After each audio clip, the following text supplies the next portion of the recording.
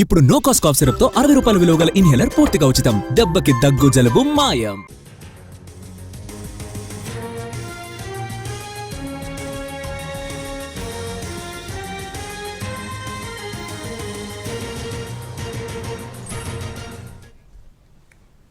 ఉపరాష్ట్రపతి ఎన్నికలకు దూరంగా ఉండాలని బీఆర్ఎస్ నిర్ణయించుకున్నట్లు తెలుస్తోంది. రెండు కూటములకు తటస్థంగా ఉండాలని పార్టీ అధినేత కేసీఆర్ నిర్ణయించినట్లుగా సమాచారం. దీనిపై పార్టీ వర్కింగ్ ప్రెసిడెంట్ కేటీఆర్ ప్రకటన చేయనున్నారు.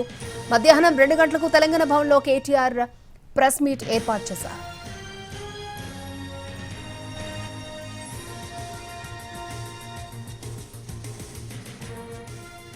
ఉపరాష్ట్రపతి ఎన్నికలకు దూరంగా ఉండనుంది బీఆర్ఎస్. ఇదే అంశానికి సంబంధించి మరిన్ని అప్డేట్స్ లైవ్ లో అందించడానికి మా ప్రతినిధి సతీష్ సిద్ధంగా ఉన్నారు. సతీష్.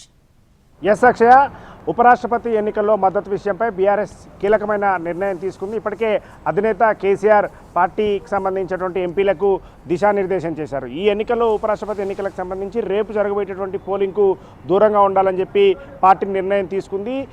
ఇప్పటికే ఎంపీలకు ఉన్నటువంటి రాజ్యసభలో ఉన్నటువంటి 4 ఎంపీలకు కూడా చెప్పడం జరిగింది. పార్లమెంటుకు సంబంధించి అంటే లోక్సభలో ఎవరు కూడా ఒక్క ఎంపీ కూడా బీఆర్ఎస్కి లేకపోయినప్పటికీ రాజ్యసభలో 4 ఎంపీలు బీఆర్ఎస్కు ఉన్నారు. ఆ 4 ఎంపీలు ఎవరికి కూడా ఓటు వేయకుండా తటస్థంగా ఉండాలని చెప్పి కూడా నిర్ణయం తీసుకున్నారు. ఆ నిర్ణయాన్ని ఈరోజు మధ్యాహ్నం తెలంగాణ భవన్లో కేటీఆర్ మీడియా సమావేశం ద్వారా చెప్పబోతున్నారు.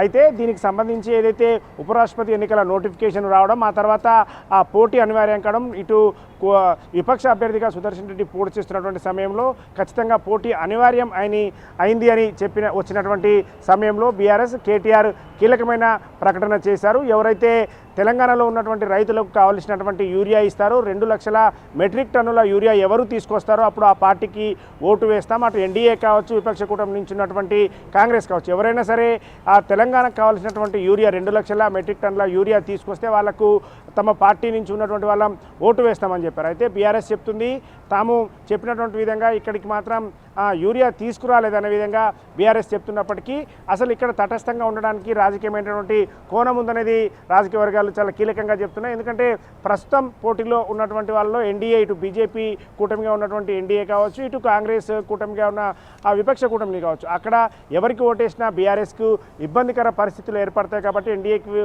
ఓటు వేస్తే బీజేపీకి దగ్గర అవుతుందని కాంగ్రెస్ ప్రచారం చేసే అవకాశం ఉంది. అదేవిధంగా కాంగ్రెస్ కూటమి అప్పటికే అంటే ముఖ్యమంత్రి రేవంత్ రెడ్డి కూడా విజ్ఞప్తి చేశారు, బీఆర్ఎస్ తెలంగాణ వ్యక్తి పోటీ చేస్తున్నాడు కాబట్టి బీఆర్ఎస్ మద్దతు ఇవ్వాలని చెప్పి కూడా సీఎం రేవంత్ రెడ్డి ప్రకటన చేసినటువంటి సమయంలోనే చెప్పారు. మేము కాంగ్రెస్కి ఓటు వేయం, ఏదైతే యూరియా తీసుకొచ్చినటువంటి వాళ్ళకి ఓటు వేస్తామని చెప్పినప్పటికీ రాజకీయంగా ఇబ్బంది జరుగుతుంది కాబట్టి ఇటు ఎన్డీఏ కూటమికి అదేవిధంగా విపక్ష కాంగ్రెస్ కూటమికి కూడా ఓటు వేయకుండా తటస్థంగా ఉండాలని చెప్పి బీఆర్ఎస్ నిర్ణయం తీసుకుంది.